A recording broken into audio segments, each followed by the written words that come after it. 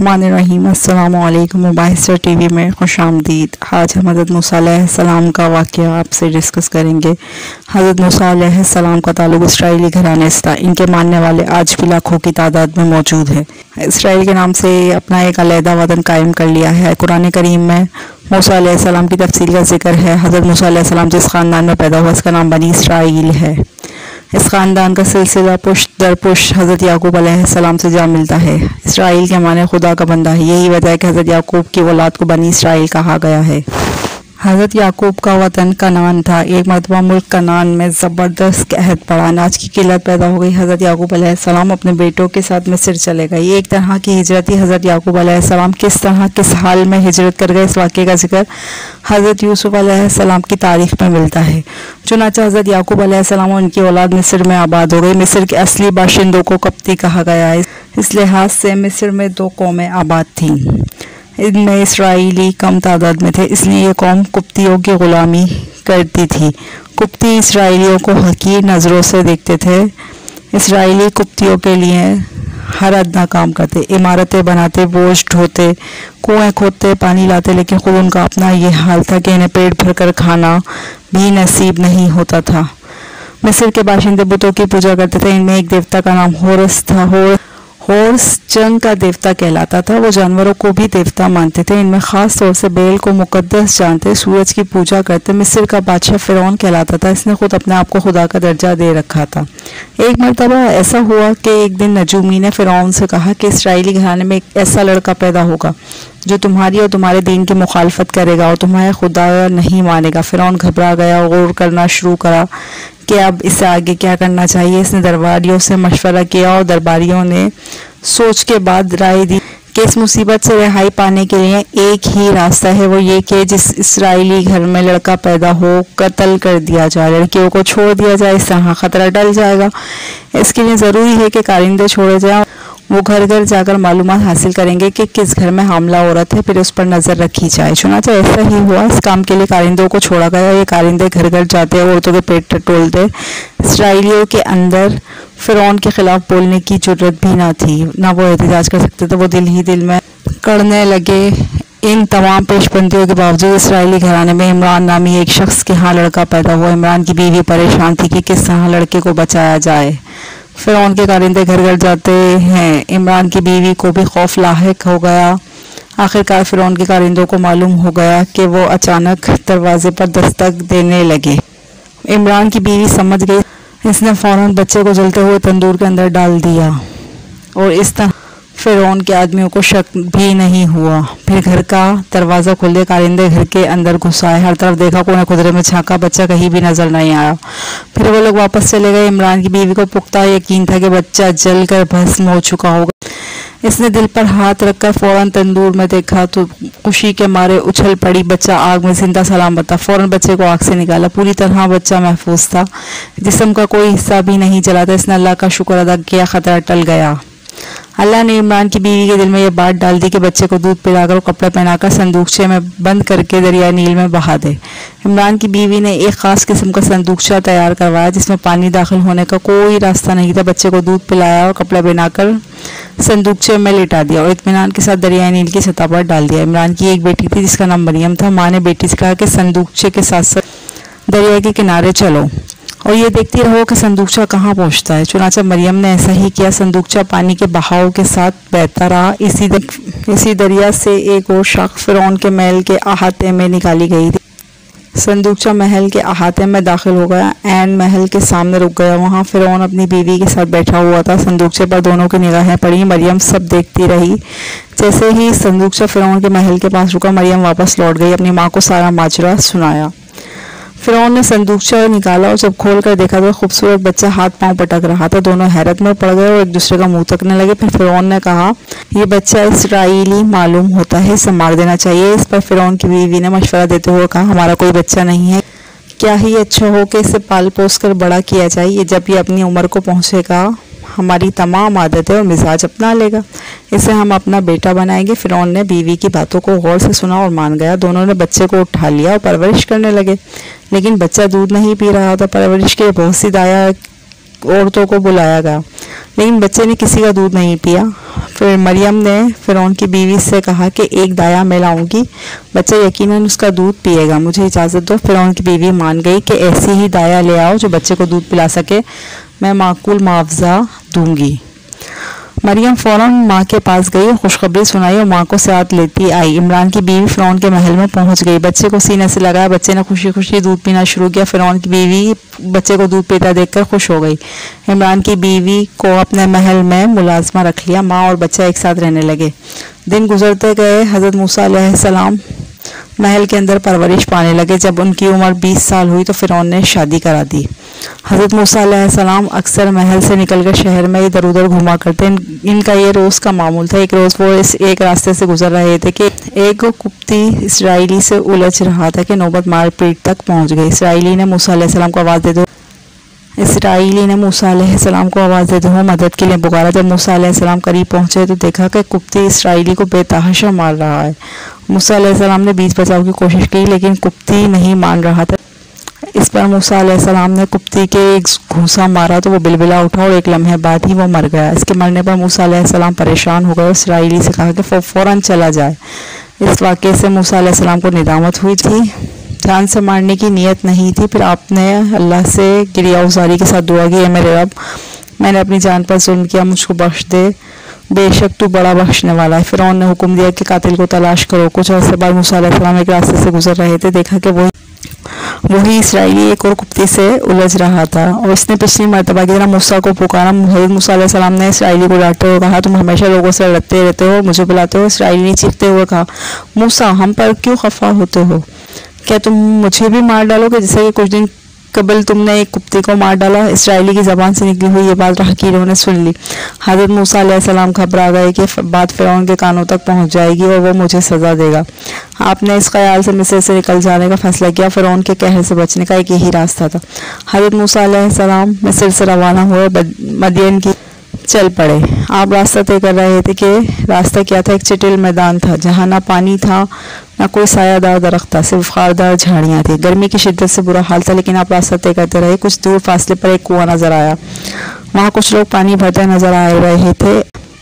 आप कुएं के करीब पहुंचा तो देखा कि चरवाहे पानी निकाल रहे हैं। एक तरफ दो लड़कियां भी खड़ी हैं। हज़रत मूसा अलैहिस्सलाम ने लड़कियों से खड़े होने की वजह दरियाफ्त की तो लड़कियों ने बताया कि चरवाहे पानी लेने नहीं देते, वालिद ज़ईफ़ुल उम्र हैं, वो पानी भरने के काबिल नहीं, इसलिए हम यहाँ पानी लेने आए।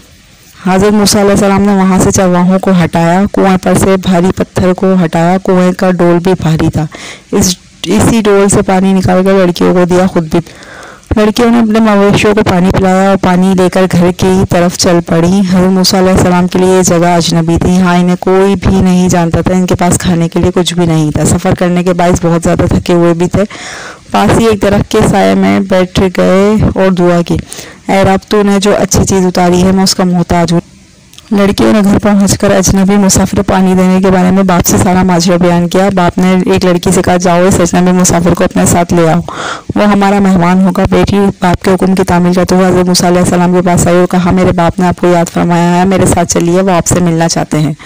हज़रत मूसा अलैहिस्सलाम आमादा हो गए और साथ रवाना हो गए। रास्ते में हज़रत मूसा अलैहिस्सलाम ने लड़की से कहा, मैं आगे चलूँगा, तुम मेरे पीछे चलना और रहनुमाई करना। दोनों घर पहुंचे। बेटी ने हज़रत मूसा अलैहिस्सलाम का तारुफ बाप से करवाया। वो दोनों कुछ देर बातें करते रहे। हज़रत मूसा अलैहिस्सलाम ने मिस्र छोड़ने का तमाम बनाया। इस पर बुजुर्ग मेज़बान ने शुएब अलैहिस्सलाम के नाम से अपना तारुफ कराते हुए कहा कि तुम मेरे मेहमान हो, यहाँ महफूज हो, अब तुम जालिमों से दूर हो। बेटी ने बाप से सिफारिश करते हुए कहा, आप इस अजनबी को मुलाजिम रख लीजिए, इसलिए कि ये कवि भी है और अमानतदार भी है। बाप ने कवि होने का सबब पूछा तो उसने बताया कि कवि होने का सबब इसने भारी डोल से पानी निकाला। लेकिन ये तुमने क्यों कर जाना कि वह अमानतदार भी है? हज़रत शुएब अलैहिस्सलाम ने पूछा। बेटी ने जवाब दिया, जब मैं बुलाने गई तो अजनबी ने मुझे पीछे चलने के लिए कहा और वो खुद आगे चलता रहा। मैं इशारे से रास्ता बताती रही।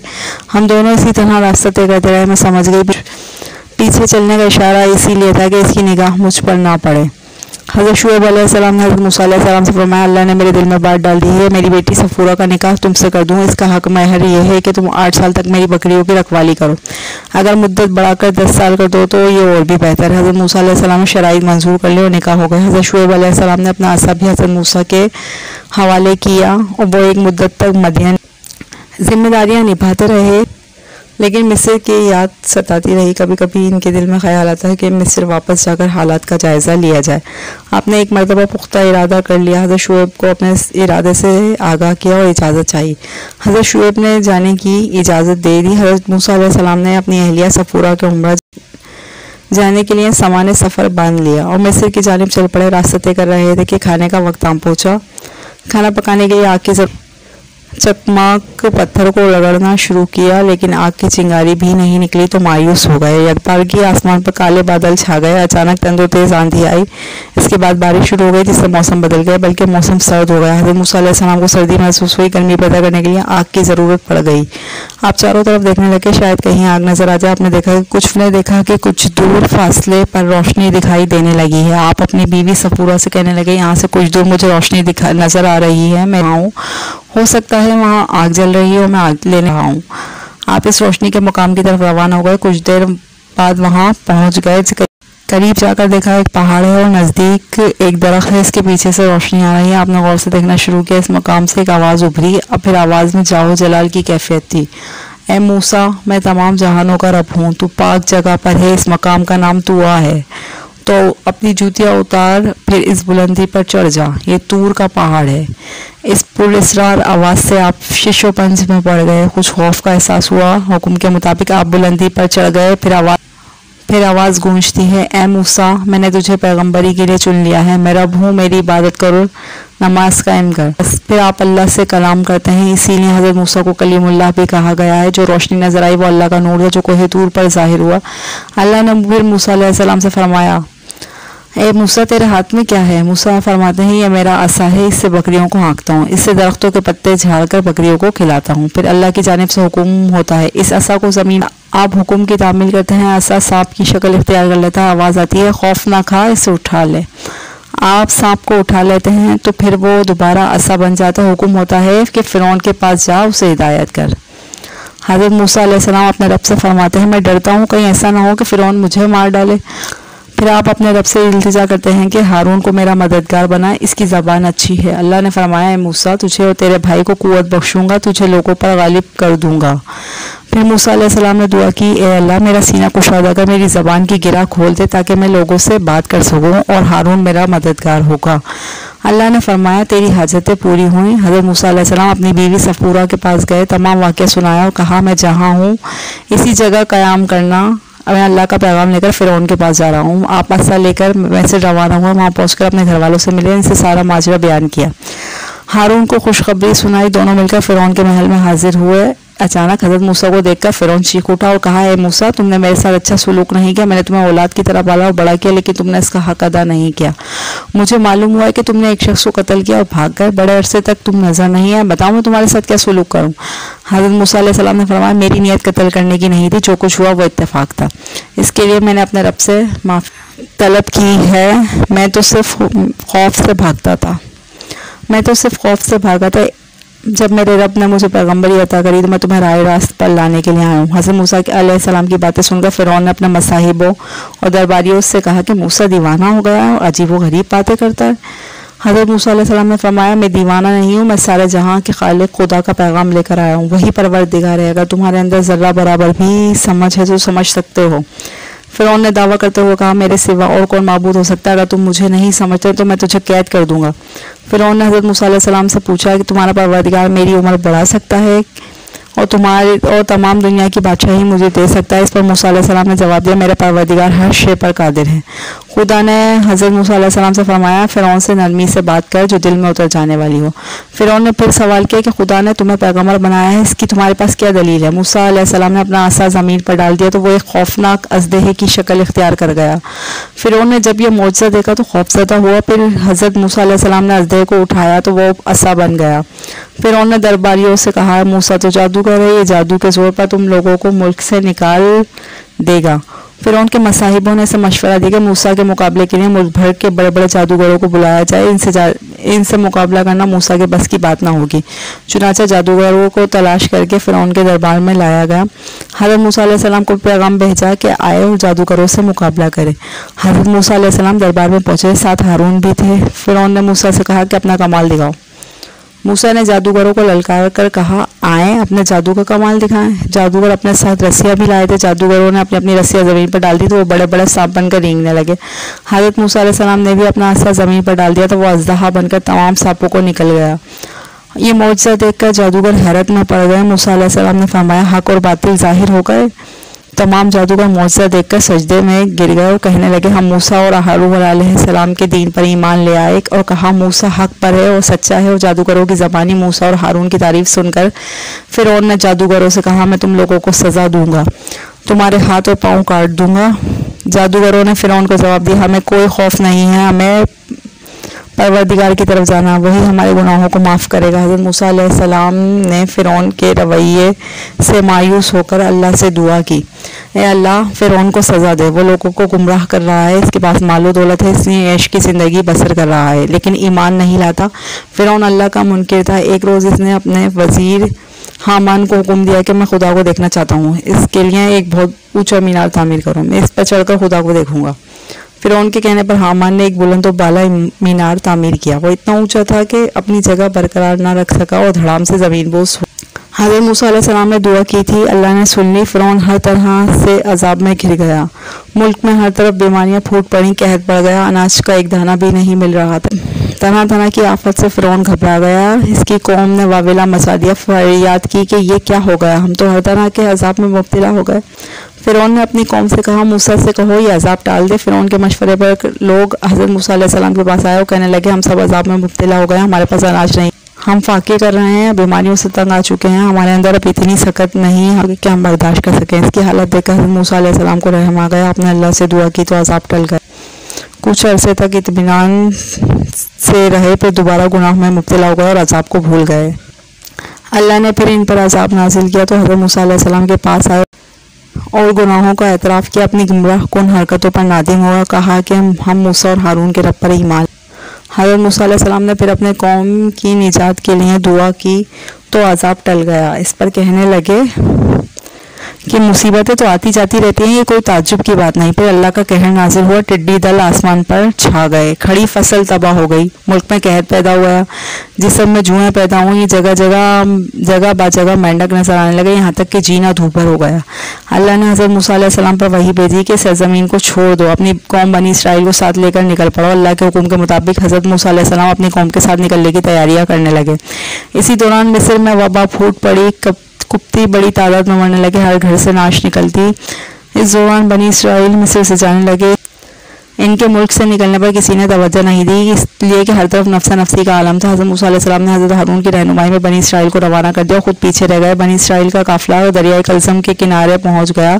फ़िरौन के कारिंदों ने देखा कि शहर में कोई इसराइली नज़र नहीं आ रहा तो फ़िरौन को इतला दी। फ़िरौन अपने लश्कर के हमरा इसराइलियों के ताक़ुब में रवाना हुआ। फ़िरौन का भारी लश्कर देखकर मूसा की कौम घबरा गई। मूसा की कौम ने कहा कि हम मिस्र से ना निकलते तो अच्छा था, अब तो हम घिर गए हैं। हज़रत मूसा अलैहिस्सलाम ने अपनी कौम से खिताब करते हुए कहा, मेरे साथियों, खौफज़दा होने की ज़रूरत नहीं, मेरा रब मेरे साथ है, वही हमें राह दिखाएगा। इसी वक्त आवाज़ आती है, ए मूसा, अपना असा दरिया पर मारो।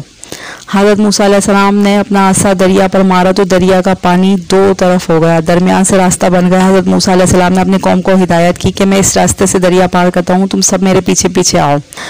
चुनाचा हज़रत मूसा अलैहिस्सलाम रवाना हो गए, पीछे पीछे इनकी कौम थी। बनी इसराइल ने दरिया अबूर किया, फ़िरौन का लश्कर भी पहुंच गया। जब फ़िरौन ने मूसा और इसकी कौम को रास्ता पार करते देखा तो खुद भी लश्कर लेकर दरिया पार करने की कोशिश की, और जब फ़िरौन और इसका लश्कर बीच में पहुंचा तो दोनों तरफ का पानी मिल गया। फ़िरौन अपने लश्कर के साथ डूबने लगा तो मूसा को आवाज़ दी, मूसा मुझे बचा ले, मैं डूब रहा हूँ, मैं ईमान लाता हूँ। हज़रत मूसा ने इसकी आवाज़ पर तवज्जो ना दी कि वह अपने लश्कर समेत डूब गया। हज़रत मूसा अलैहिस्सलाम अपनी कौम को लेकर नई सरजमीन पर पहुंचे। नई जगह थी, इसराइली कौम के लिए नई नई मुश्किलात और परेशानियां पैदा हो गईं। खाने पीने का कोई सामान मैसर नहीं था, ज़मीन बंजर थी, पानी भी नहीं था, इसलिए कोई दरख्त पौधा पैदा नहीं होता था। इसराइलियों ने हज़रत मूसा अलैहिस्सलाम से फरियाद की, हम कैसी जगह आ गए हैं और कैसे मुश्किल में फंस गए हैं, यहाँ तो ज़िंदगी दूभर हो गई। क्या ही अच्छा होता कि मिस्र की सरजमीन नहीं छोड़ते। अपनी कौम की बातों से हज़रत मूसा अलैहिस्सलाम भी परेशान हो गए। यहाँ ना पानी है ना सब्ज़ा। फिर आपने पानी के लिए ज़मीन पर आसा मारा तो 12 चश्मे फूट पड़े। ये चश्मे इसराइलियों के 12 कबीले थे, आपस में बांट लिए। इसराइलियों ने फिर हज़रत मूसा अलैहिस्सलाम से मुतालबा किया, हमारे खाने के लिए सामान फराहम करो। हज़रत मूसा अलैहिस्सलाम ने अल्लाह से दुआ की तो आसमान से मनो सलवा उतरने लगा उलमा ने वजाहत की है कि एक किस्म के परिंदे को कहते हैं, इसराइली इसका गोश्त खाया करते थे। किसी ने इसकी तशरीह इस तरह की कि जब इसराइली सहराए सीना में थे तो कोई साया भी नहीं था। अल्लाह ने इनके लिए बादल के ज़रिए साया पैदा किया। जब रात होती यही बादल आग का सुतून बनकर रोशनी और गर्मी पैदा करता। खाने के लिए ख़ास किस्म की खुराक मन भी भेजा, इसके बावजूद इसराइलियों को तशफ़ी ना हो। इसराइलियों ने हज़रत मूसा अलैहिस्सलाम से कहा, ये तो एक ही किस्म का खाना है, हम इसे खाते हुए उकता गए। मूसा अपने रब से दुआ करो हमारे लिए ज़मीन से खीरा, ककड़ी, प्याज, लहसुन और मसूर पैदा करे। हज़रत मूसा अलैहिस्सलाम ने खफा होकर फरमाया, ये चीज़ें तो शहर में ही मिल सकती हैं, जिससे इन सब चीज़ों की ज़रूरत हो वो शहर चला जाए। आप अलैहिस्सलाम ने फिर फरमाया, ये मुसीबतें तो जल्द ही टल जाएंगी, हम बहुत जल्द मिस्र लौट जाएंगे। हज़रत मूसा की कौम ने कहा, वहाँ तो फ़िरौन की हुक्मरानी है और वो हमारे ख़िलाफ़ है, हम वहाँ किस तरह जाएंगे। इस पर मूसा अलैहिस्सलाम ने कहा कि फ़िरौन गर्क हो चुका है, अब वो इस दुनिया में नहीं रहा, इसलिए खौफज़दा होने की ज़रूरत नहीं। हज़रत मूसा अलैहिस्सलाम की बातों से कौम को इत्मीनान नहीं हुआ कि और कहा कि अगर फ़िरौन मर चुका है तो हम इसकी लाश देखना चाहते हैं। हज़रत मूसा अलैहिस्सलाम ने अल्लाह से दुआ की तो पानी ने फ़िरौन की लाश को ऊपर उछाल दिया। लाश किनारे पर लगी। जब सब ने देखा तो यकीन आया। कुछ ही अरसा गुजरा, अल्लाह ने हज़रत मूसा से कहा कि अपनी कौम के साथ मिस्र वापस लौट जाओ। हज़रत मूसा अलैहिस्सलाम अल्लाह के हुक्म के मुताबिक अपनी कौम को लेकर मिस्र चले गए। वहाँ फ़िरौन के महलात और इसकी हर चीज़ पर कब्जा कर लिया। इसके बाद आप इस मुकाम पर भी गए जहाँ आपने अपनी बीवी सफ़ूरों को क़याम करने के लिए कहा था। इस मुलाकात के बाद आप अपनी कौम की तरफ मुतवज्जह हुआ, दीन की तबलीग शुरू कर दी, आपने इनको पैगाम दिया, अल्लाह ने मुझे नबूवत अता की है, मैं शरीयत की बातें बताऊँगा, इस पर अमल करूँगा तो इसमें तुम्हारा ही फ़ायदा होगा। मूसा अलैहिस्सलाम की कौम ने कहा, हम किस तरह यकीन करें कि अल्लाह ने आपको नबी बनाया है। फिर आपने अपनी कौम में से चंद सवाले बंदे से कहा कि तुम अपनी नज़रों से सब कुछ देखोगे, इसके लिए तुम लोगों को मेरे साथ चलना पड़ेगा, तुम जो कुछ देखोगे यहाँ आकर गवाही देना। सवाले बंदों ने मान लिया और हज़रत मूसा अलैहिस्सलाम के साथ जाने पर राज़ी हो गए। आपने 70 नेक बंदों को साथ लिया और हारून को अपना नायब बनाकर छोड़ दिया। ये 70 आदमी आलिम थे। हज़रत मूसा अलैहिस्सलाम इन्हें लेकर कोहे तूर पर पहुंचे तो अल्लाह ने वही नाजिल की कि ए मूसा, तुमने 30 रोज़े रखे, 10 रोज़े और भी रखो तो 40 रोज़े पूरे हो जाएंगे और मैं तौरात नाज़िल कर दूँगी। हज़रत मूसा अलैहिस्सलाम ने यह बात 70 नेक बंदों को बताई। इन सब ने आपसे कहा, जब तक हम खुदा को अपनी आंखों से ना देख लेंगे हम यकीन नहीं करेंगे, तुम खुदा को दिखा दो हम यकीन कर लेंगे। आपने इन सब लोगों को बताया कि खुदा को कोई भी नहीं देख सकता, मैं किस तरह दिखाऊं। अल्लाह की तरफ से मेरे दिल पर बातें उतरती हैं, लेकिन वो लोग नहीं माने, अपनी जिद पर कायम रह के। फिर अल्लाह का गज़ब जोश में आया और इन पर बिजली गिरी, जिससे वो सब हलाक हो गए। इनके मरने पर आप ज़्यादा परेशान हो गए, अपने दिल ही दिल में कहने लगे, मैं अपनी कौम को किस तरह मुंह दिखाऊंगा। फिर आपने अल्लाह से दुआ की तो वो सब के सब दोबारा जी उठे। आप इन सबको लेकर मिस्र रवाना हुए और 10 रोज़े रखे, इस तरह 40 रोज़े पूरे किए। फिर आपने दोबारा इन 70 नेक आदमियों को अपने साथ लिया और कोहे तूर पर पहुंचे। वहाँ पर वही नाजिल हुई। अल्लाह ने फरमाया, इतनी जल्दी क्यों की? आपने जवाब दिया, ताकि तुम मुझसे राज़ी हो। फिर आपने फरमाया, मैं तुझे देखना चाहता हूँ। अल्लाह ने फरमाया, मूसा तू मुझे ना देख सकेगा, तू पहाड़ की तरफ नज़र रख। हज़रत मूसा अलैहिस्सलाम ने पहाड़ की तरफ निगाह उठाई तो अल्लाह ने अपनी तजल्ली दिखाई तो आप ताब ना ला सके और बेहोश हो गए। जब होश में आए तो देखा पहाड़ टुकड़े टुकड़े हो गया। आपने अल्लाह से माफ़ी मांगी। इस वक्त अल्लाह ने आप पर तौरात नाजिल की। बताया जाता है कि आपको पहले 10 अहकाम मिले जिसमें 10 इखलाकी बातें थीं। इन 10 अहकाम को अहकाम अशरा कहते हैं। ये अहकाम पत्थर की सिलों पर कंदा थे, इसे सहीफ़ा कहा जाता है। कुरान करीम में अल्लाह फरमाता है, हमने चंद तख्तियों पर हर किस्म की नसीहत और हर चीज़ की तफसील इनको लिख कर दी कि इनको कोशिश के साथ अमल में लाओ। अपनी कौम को भी हुक्म करो कि इनके अच्छे अच्छे अहकाम पर अमल करें। तौरात बाब खुरूज में इसका इस तरह जिक्र, मेरे हुजूर तो गैर माबूदों को ना मानना, तो अपने लिए कोई तराशी हुई मूरत ना बना, तू खुदावंद अपने खुदा का नाम बेफ़ायदा ना लेना, क्योंकि जो इसका नाम बेफ़ायदा लेता है खुदावंद इसे बेगुनाह ना ठहराएगा। याद करके तू सब्त का दिन पाक मानना, तू अपने बाप और अपनी माँ की इज्जत करना, ताकि तेरी उम्र इस मुल्क में जो खुदावंद तेरा खुदा तुझे देता है दराज करे। तू खून ना करना, बुरे और शर्मनाक काम ना करना, तू चोरी ना करना, तू अपने पड़ोसी के खिलाफ झूठी गवाही ना देना, तू अपने पड़ोसी के घर का लालच ना करना, अपने पड़ोसी की बीवी का लालच न करना, और ना इसके गुलाम और लोंडी और इसके बैल और इसके गधे का और अपने पड़ोसी की किसी और चीज़ का लालच करना। इसके बाद हज़रत मूसा अलैहिस्सलाम 70 आदमियों को लेकर अपनी कौम की तरफ लौटे तो देखा कि लोग गुमराह हो चुके हैं और बछड़े की पूजा कर रहे हैं। हज़रत मूसा अलैहिस्सलाम ने हज़रत हारून अलैहिस्सलाम से पूछगछ की तो हारून अलैहिस्सलाम ने सारा माजरा बयान करते हुए कहा, सामरी ने सबको गुमराह करना शुरू कर दिया। इन लोगों ने बताया कि मूसा अलैहिस्सलाम इनके साथ जो लोग गए थे वो सबके सब मर चुके थे। मूसा अलैहिस्सलाम की जगह पर मैं काम करूंगा, तुम लोग खुदा को देखना चाहते हो तो मैं तुम लोगों को दिखा दूंगा। इसने लोगों से सोना और चांदी मांग मांग कर जमा किया। इससे एक बछड़ा तैयार किया। इसमें जादू के जरिए ऐसी सिफ्त रख दी कि जैसे वो बोल रहा हो। बछड़े को एक खुली जगह पर रख दिया। इसके इर्द गिर्द लोग जमा हो गए। सामरी ने लोगों से कहा, मैं बछड़े से जो कुछ पूछूंगा ये जवाब देगा। सामरी ने बछड़े से पूछा, तू कौन है? बछड़े ने जवाब दिया, मैं तुम्हारा रब हूँ। मूसा अलैहिस्सलाम इसके साथी जिंदा नहीं है तो मुझे रब मान और सामरी की बातों पर अमल करो। हज़रत मूसा अलैहिस्सलाम ने हारून की ज़बानी तमाम बातें सुनी और कौम से कहा, इस रब का हुक्म मानो जिसने सारी कायनात को पैदा किया। अल्लाह ने मुझ पर किताब तौरात नाजिल की है, यही शरीयत है, इस पर अमल करो। फिर आपने सामरी के बनाए हुए बछड़े को तोड़ डाला और कहा, ये बुत परस्ती है, बुतों की पूजा ना करो, नेक अमल करो, बुराई से बचो। कौम ने हज़रत मूसा अलैहिस्सलाम की बातों को नहीं माना तो अल्लाह ने इन लोगों पर अजीब व गरीब अज़ाब नाजिल किया। वो अज़ाब किस तरह का था?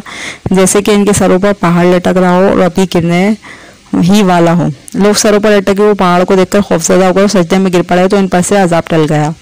एक मरतबा अल्लाह ने मूसा से वादा किया, मैं मुल्क शाम की सरजमीन का वारिस बनाऊंगा जहाँ तुम सब इत्मीनान से ज़िंदगी बसर कर सकोगे, लेकिन शर्त यह है कि इस सरजमीन को हासिल करने के लिए जहाद करना पड़ेगा। हज़रत मूसा अलैहिस्सलाम ने यह खुशखबरी अपनी कौम को सुनाई तो इससे खुशाइंद बात क्या हो सकती है। इसराइली इस बात से खुश तो थे, वो चाहते थे कि हमें यह सरजमीन आसानी से मिल जाए, जहाद ना करना पड़े। जहाद करने के लिए दिल से तैयार न थे। मूसा के समझाने पर बाद में आमादा हो गए। हज़रत मूसा अलैहिस्सलाम ने पहले तो अपनी कौम को लेकर कनान पहुंचे। वहाँ जाकर कुछ इत्मीनान का सांस लिया। वहाँ जहाद के लिए अपनी कौम को तरबियत देने लगे। नज़्म व ज़ब्त पैदा करने के लिए कुछ तरीके वज़ा किए। बनी इसराइल 12 कबीलों में बटे हुए थे। हर कबीले के लिए एक सरदार मुकर्रर कर दिया ताकि हर कबीला अपने अपने सरदार के मातहत रहे और सरदार के हुक्म पर चले।